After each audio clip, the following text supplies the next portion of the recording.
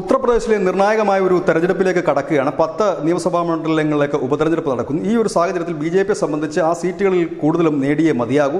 ഇല്ല എങ്കിൽ മുൻപോട്ടുള്ള പോക്ക് ദുഷ്കരമാകുമെന്നുള്ള തിരിച്ചറിവിൽ BJP പുതിയ നീക്കം തുടങ്ങിയിരിക്കുന്നു. അതിൽ പ്രധാനം മായാവതിയെ ഒപ്പം നിർത്തുക എന്നുള്ളത് തന്നെയാണ്. ഈ ലോക്സഭാ തെരഞ്ഞെടുപ്പിൽ മായാവതിയുടെ പാർട്ടിയായ BSPയോ വലിയ നേട്ടം കൊയ്തില്ല എങ്കിൽ കൂടി വലിയ രീതിയിലുള്ള ജാവത് ഇതര വോട്ടുകൾ പ്രതിപക്ഷത്തേക്ക് പോയപ്പോൾ ജാവത് വിഭാഗം, അതായത് ജാവത് ദളിത് വിഭാഗത്തിൻ്റെ 44% വോട്ടുകളാണ് മായാവതി പിടിച്ചത്.